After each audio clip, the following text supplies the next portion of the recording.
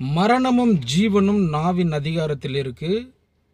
அதில் பிரியப்படுகிறவர்கள் அதன் கனியை புசிப்பார்கள்னு வேதவசனம் நமக்கு என்ன பண்ணுது, போதிக்குது. அப்போது மரணம் ஜீவன் அப்படிங்கிற இந்த ரெண்டு விஷயம் இருக்குது இல்லையா? இந்த ரெண்டு விஷயத்தில் யார் இதில் பிரியப்படுகிறார்கள்? என்னுடைய வாழ்க்கையில் மரணத்துக்கு ஏதுவான ஒரு வாழ்க்கையே நரகம் மாதிரி இருக்கணும்னு நான் விரும்புகிறேன்னு சொன்னால், அதற்கேற்றபடி என்னுடைய நாவில் நான் பேசக்கூடிய வார்த்தைகள் என்ன பண்ணும், என்னுடைய வாழ்க்கையை அப்படி அமைக்கும்.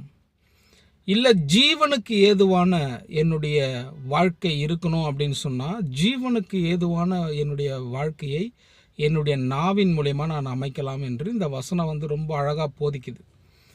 இன்றைக்கி அநேகருடைய வாழ்க்கையை நாம் நிதானித்து பார்த்தோம்னு சொன்னால், இதில் சொல்லப்படுற அந்த காரியங்கள் 100% அவங்க வாழ்க்கையில் உண்மையாக இருக்கும். அவங்க பேசுகிற அந்த காரியங்கள், அவங்க விடாமல் சில விஷயங்களை குறித்து பேசி பேசி பேசி என்ன பண்ணுவாங்கன்னா,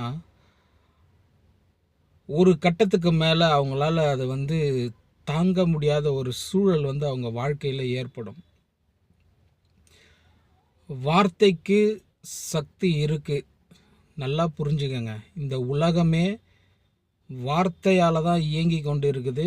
நாம் ஒவ்வொருத்தரும் அதை நிதானிக்க வேண்டும்.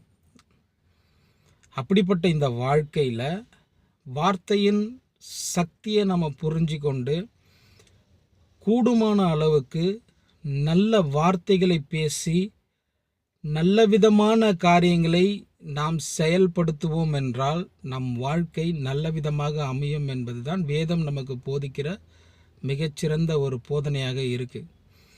இன்றைக்கி அநேகர் வீடுகளில் பார்த்தீங்கன்னு சொன்னால், தன்னுடைய பிள்ளைகளை ரொம்ப ஒரு இழிவாக என்ன பண்ணுவாங்க, பிள்ளைங்களை நடத்துவாங்க. அவங்க கூப்பிடுறதே பிள்ளைங்களை பார்த்தீங்கன்னு சொன்னால், பன்னின்னு கூப்பிடுவாங்க, நாயின்னு கூப்பிடுவாங்க,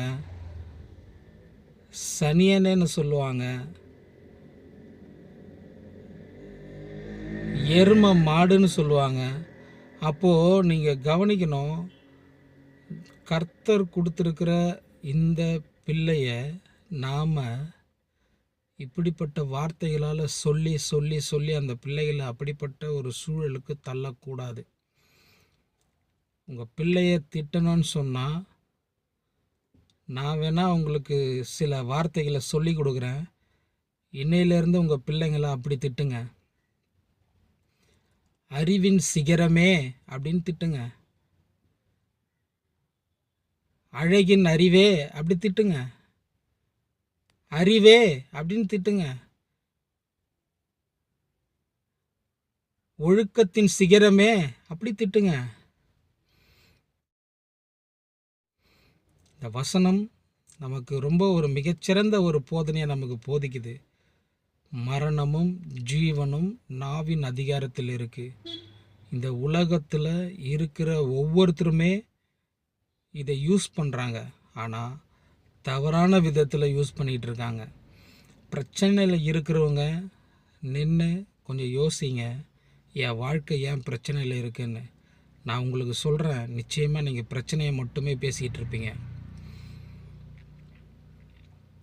இருக்கிறத பேசுகிறதுக்கு விசுவாசம் தேவையில்லை. இருக்கிறத சொல்கிறதுக்கு கடவுள் தேவையில்லை. நாம் விசுவாசிகள் என்றால் காணப்படாதவைகளை நாம் பேசக்கூடியவர்களாக இருக்கணும். என் வாழ்க்கையில் எது வேணுமோ அதை நான் சொல்லக்கூடியவனாக நான் இருக்கணும். கர்த்தர் சுகத்தை எனக்கு கொடுக்கணும், பலத்தை எனக்கு கொடுக்கணும், ஆரோக்கியத்தை எனக்கு கொடுக்கணும். இப்படிப்பட்ட விஷயங்களை நான் என்ன பண்ணணும், பெற்றுக்கொள்ளக்கூடியவனாக நான் காணப்பட வேண்டும். அப்போ மரணமும் ஜீவனும் நாவின் அதிகாரத்தில் இருக்குன்னு சொன்னால், நாம் தான் என்ன பண்ணோன்னா, அதை பேசுகிற நாம் தான் கவனித்து பேச வேண்டும்.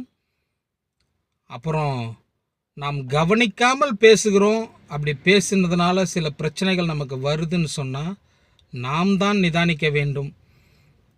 அவர் சில வார்த்தைகளை சொல்லியிருக்கிறார், நாம் தான் சில வார்த்தைகளை என்ன பண்ணோம், கவனித்து அந்த வார்த்தைகளை கடைபிடிக்கக்கூடியவர்களாக நாம் காணப்பட வேண்டும். இனிமே உங்கள் வாழ்க்கையில் உங்கள் வார்த்தையை நீங்கள் சரி பண்ணீங்கன்னு சொன்னால் உங்கள் வாழ்க்கை சொர்க்கமாக மாறும். கர்த்தருடைய வார்த்தை சொல்லப்படுது. இது நிச்சயமாக அந்த வார்த்தை உங்கள் வாழ்க்கையில் நிறைவேறணும். நிச்சயமாக கர்த்தர் அதற்கான உதவியை உங்களுக்கு செய்வார். நமக்கான சில காரியங்களை நாம் செய்ய வேண்டும். God bless you. இன்னொரு வீடியோவில் சந்திக்கலாம்.